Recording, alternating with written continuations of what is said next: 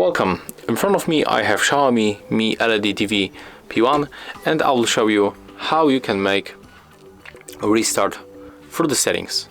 So we have to simply go for the settings.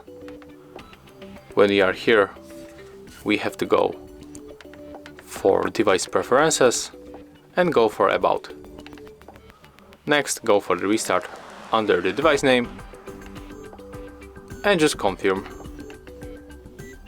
Now just wait.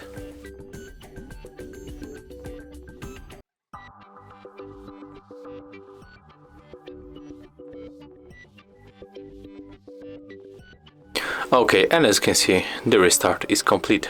If you find this video helpful, remember to leave a like, comment and subscribe.